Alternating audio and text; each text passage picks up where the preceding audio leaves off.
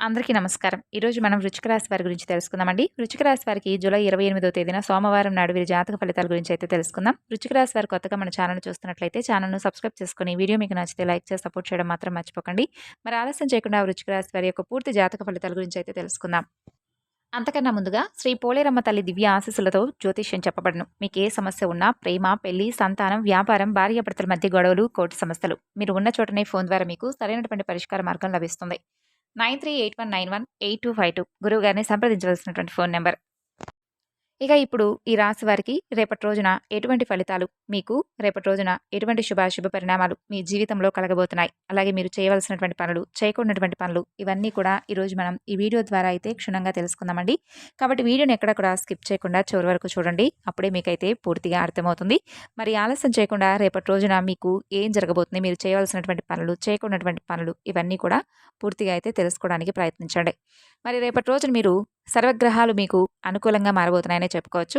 మీకున్నటువంటి ఇబ్బందులు కూడా ఒక్కొక్కటిగా తొలగిపోవడం రేపటి రోజున మీ కళ్ళారా చూస్తారు. అలాగే మీకు బాగా కలిసి వచ్చేటటువంటి రోజుగా రేపటి రోజున చెప్పుకోవచ్చు. ఎందుకంటే చాలా రోజుల నుండి ఆగిపోయినటువంటి పనులైతే మీకు తప్పకుండా పూర్తవుతాయండి. మంచి శుభవార్తలు మీరు చేస్తున్నటువంటి పనిలో వినేందుకు ఆస్కారం కనిపిస్తుంది. అలాగే కొన్ని మార్పులు, అంటే మీరు చేస్తున్నటువంటి పనిలో కావచ్చు, లేదంటే మీ జీవితంలో కావచ్చు, కొన్ని మార్పులను అయితే మీరు తప్పకుండా చూస్తారు. అలాగే మీకు పట్టినటువంటి దరిద్రం కూడా తొలగిపోతుంది. తెలివితేటల్లో, ధైర్యంలో ఈ రాశివారు చాలా ఎక్కువగా మంచి జ్ఞానాన్ని కలిగి ఉంటారు. ఏ పని చేసినా కూడా చాలా తెలివితో చేస్తారు. తొందరపడి ఎటువంటి నిర్ణయాలను కూడా తీసుకోరు. అయితే వీరేంటంటే కొందరిని నమ్మడం వల్ల విపరీతంగా మోసపోతూ ఉన్నారు. ఎన్నో ఇబ్బందులను ఎదుర్కొంటూ ఉన్నారు. కాబట్టి మీరు ఎవరి మాటలను కూడా ఎక్కువగా నమ్మకండి. మీకు ఏదైతే చేయాలనిపిస్తుందో అదే చేయండి. మీ మనసు ఏదైతే చెప్తుందో ఆ మాటనే మీరు నమ్మండి. ఎప్పుడూ కూడా మిమ్మల్ని మోసం చేయనటువంటి వ్యక్తి ఎవరో తెలుసా? మీ మనసు. కాబట్టి మీరు ఏదైనా చేయాలనుకుంటే తప్పకుండా ఖచ్చితంగా చేసేయండి. చేస్తారు కూడాను.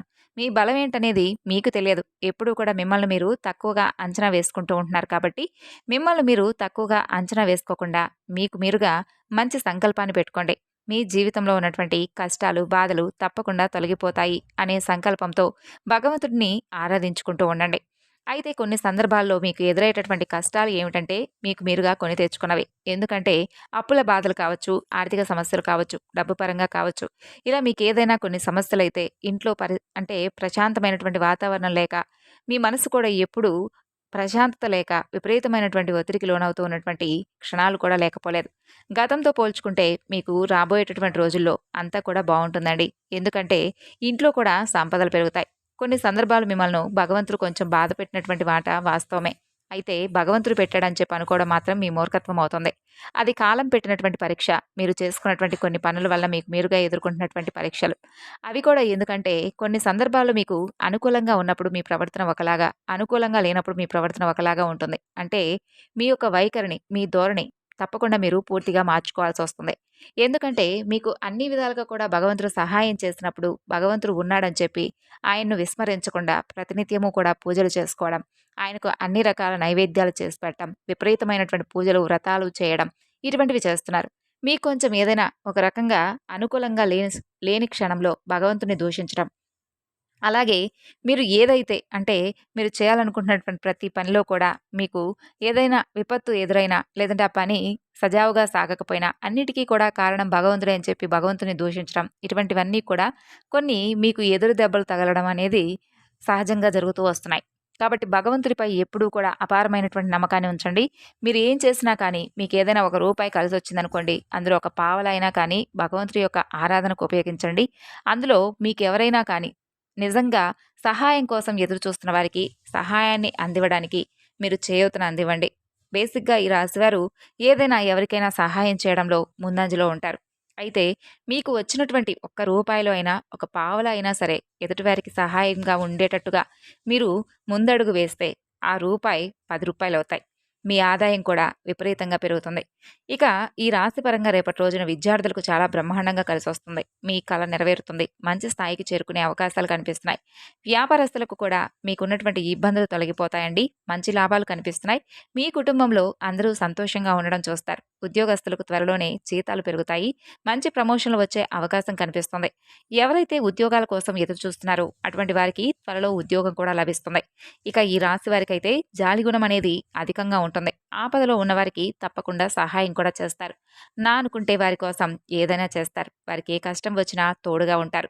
జీవితంలో డబ్బును బాగా సంపాదించాలని చెప్పి మీరు అనుకున్నారు కాబట్టి ఆ సంకల్పం కోసం మీరు మరింత ఎక్కువగా శ్రమ చేయాల్సి ఉంది.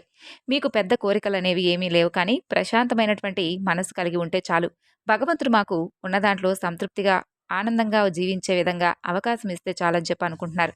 అయితే మీరు భగవంతుడు ఏ విధంగా అయితే మీకు ఒక రూపాయి ఇచ్చాడో ఆ రూపాయిని జాగ్రత్త చేసుకోండి. అందులో మీరు ఏదైనా కానీ సహాయం చేయగా మీ ఖర్చులకు పోగా ఏదైనా ఒక్క రూపాయైనా వెనకేసుకునేటటువంటి మనస్తత్వాన్ని కలిగి ఉండండి. ముందు ముందు రోజుల్లో మనకు ఏ అవసరమైనా కానీ చెప్పి రాదు. కాబట్టి మనం ఏదైనా కానీ ఒక రూపాయిని జాగ్రత్త చేసుకోవాల్సినటువంటి అవసరం ఉంది. అయితే మీరు రేపటి రోజున శివ పూజ చేసుకోండి. దగ్గరలో ఉన్నటువంటి శివాలయాన్ని సందర్శించరండి. మీకున్నటువంటి చిన్నపాటి అడ్డంకులు కూడా రేపటి రోజున తొలగిపోతాయి. మరిన్ని శుభవార్తలు మీరు వినేందుకు ఆస్కారం కనిపిస్తుంది. మనకు ఒక్కొక్క రోజు ఒక్కొక్క రకంగా ఉంటుంది. మనకు అనుకూలంగా ఉండాలి అనుకున్నప్పుడు అది ప్రతికూలంగా మారుతుంది. మనం ప్రతికూలమైనటువంటి సమయమేమో అని చెప్పి భయపడుతూ ఏదైనా ఒక పనిని చెయ్యాలా వద్దా అని చెప్పి ఆలోచిస్తూ ఉన్నటువంటి క్షణంలో మనం కనుక అన్ని విధాలుగా భగవంతుడిపై భారం వేసి మన పనిని మనం జాగ్రత్తగా సజావుగా సాగించుకుంటూ వెళ్తే మాత్రం అందులో తప్పకుండా విజయం కనిపిస్తుంది. అలాగే రేపటి రోజున మీకు ఏదైతే ప్రతికూలమైనటువంటి సమయం ఉంటుందో ఆ సమయంలో మీరు శివనామ స్మరణ చేసుకోండి. మీరు ఎంత బిజీలో ఉన్నప్పటికీ కూడా ఓం నమ శివాయ అనే ఈ ఒక్క నామం పలకడం పెద్ద కష్టమేమీ కాదు. కాబట్టి ఓం నమ శివాయ అనే ఈ నామాన్ని ప్రతినిత్యము కూడా పఠించుకోవడానికి ప్రయత్నించండి. ముఖ్యంగా రేపటి రోజున విశేషమైనటువంటి రోజు కాబట్టి తప్పకుండా శివనామస్మరణ చేసుకోండి. శివాలయాన్ని సందర్శించండి. ఈ విధంగా చేయడం వల్ల మీకు మంచి ప్రశాంతమైనటువంటి మనసు కలిగి ఉంటుంది. అలాగే రేపటి రోజున ఎటువంటి టెన్షన్స్ లేకుండా చాలా పీస్ఫుల్గా ఉంటుంది. కుటుంబ పరంగా కూడా రేపటి రోజున మీరు మరిన్ని శుభవార్తలు వింటారండి. అంటే కుటుంబంలో ఉన్న వారందరితో కలిసి మంచిగా కాసేపు టైం స్పెండ్ చేయడం, చాలా రోజుల తర్వాత వారితో కాసేపు ఏదైనా ముచ్చట్లు పెట్టడం, అలాగే మీకు ఇష్టమైనటువంటి వంటను చేయించుకొని తినడం, ఇటువంటివి జరుగుతాయన్నమాట. బయట ప్రయాణాలు కూడా చాలా అనుకూలంగా ఉంటాయి, కానీ జాగ్రత్తగా ఉండండి. ఇక ఉద్యోగంలో మీరు ఏదైతే చేస్తున్నారో ఆ ఉద్యోగంలో మంచి పేరు ప్రతిష్టలు గడిస్తారు. సమాజంలో మీ యొక్క గౌరవ మర్యాదలు మరింత ఎక్కువగా రెట్టింపవుతాయి. అలాగే మీతో పనిచేస్తున్న వారి యొక్క తీరును కొంచెం అబ్జర్వ్ చేయండి. ఎందుకంటే మీ ద్వారా ఏదైనా పనిని కొంచెం వారు మేం చేశాం అనేటటువంటి పై అధికారుల దగ్గర ప్రశంసల వర్షాన్ని పొందడానికి తప్పకుండా వారు మీ ద్వారా మీకు తెలియకుండానే మీ పనిని వారు చేశామని చెప్పి వారి దగ్గర ప్రశంసలు పొందేందుకు రెడీగా ఉన్నారు. కాబట్టి అటువంటి వ్యక్తులను తప్పకుండా కనిపెట్టి అటువంటి వ్యక్తులకు ఏది కూడా అంటే మీరు చేస్తున్నటువంటి పని పట్ల వారికి అప్పగించకుండా మీ పనిని మీరు సజావుగా సాగించుకోండి. మీకు తెలిసినంత నాలెడ్జ్ అలాగే మీకున్నటువంటి జ్ఞానం మరెవరికీ కూడా లేదని చెప్పి తెలుసుకోండి. కాబట్టి మీరు చేయవలసినటువంటి స్వయంకృత అపరాధాన్ని మీకు మీరుగా తెచ్చుకోకుండా మీరుగా మీ పనిని చక్కగా సాగించి ముందుగా మీరు పై అధికారులకు మీ పనిని మీరు చేశారని చెప్పి ఒక్క మాట చెప్పండి. దాని ద్వారా కూడా ఆ పనిని ఎవరైతే చేశారనేది మీ యొక్క పై అధికారులు గుర్తిస్తారు. ఇక రాబోయే రోజుల్లో కూడా ధనలాభాలనేవి ఈ రాశిపరంగా ఎక్కువగా చూపిస్తుంది. మంచి అవకాశం అయితే మీరు తప్పకుండా పొందుతారండి. మరొక విషయం ఏమిటంటే ముఖ్యంగా రేపటి రోజున మిమ్మల్ని ఆశ్చర్యపరిచేటటువంటి ఒక ముఖ్యమైనటువంటి సంఘటన, మీ చిన్ననాటి స్నేహితుల నుండి మీకు ఒక మంచి ముఖ్యమైనటువంటి వార్త వస్తుంది. అది కూడా ఏదైనా చాలా రోజుల నుండి మీరు పోగొట్టుకున్నటువంటి వస్తువు కానీ బంధం కానీ తిరిగి రాబోతుందని చెప్పి మీ చిన్ననాటి స్నేహితుల ద్వారా మీకు ఒక మంచి శుభవార్త అయితే వస్తుంది. ఆ శుభవార్త ద్వారా మీరు మరింత ఆశ్చర్యపోతారు. అంతేకాకుండా తిరిగి మరలా మీ జీవితంలో ఏదైతే బంధాన్ని పోగొట్టుకున్నారో ఆ బంధాన్ని మరలా తిరిగి కలుసుకోబోతున్నందుకు చాలా ఆనందిస్తారు. అయితే మీ చిన్ననాటి స్నేహితుల ద్వారా ఒక మంచి ఫోన్ కాల్ రిసీవ్ చేసుకున్న తర్వాత ఆ శుభవార్తను మీరు విన్న తర్వాత మీ మనసు అనేది చాలా ఆనందంగా ఉంటుంది. సాయంకాలానికి రేపటి రోజున ఒక మంచి అంటే చాలా రోజుల తర్వాత ఒక మంచి రోజు భగవంతుడు మనకు ప్రసాదించాడని చెప్పి మీకు మీరుగా మీకు మనసుకు అనిపించేలా ఉంటుంది. ఓవరాల్గా చూసుకున్నట్లయితే రేపటి రోజున వ్యాపార పరంగా కావచ్చు, ఉద్యోగపరంగా కావచ్చు, అన్ని రంగాల వారికి కూడా రేపటి రోజున అనుకూలమైనటువంటి రోజుగా చెప్పుకోవచ్చు. చాలా తక్కువ ప్రతికూలతలు అయితే కనిపిస్తున్నాయి.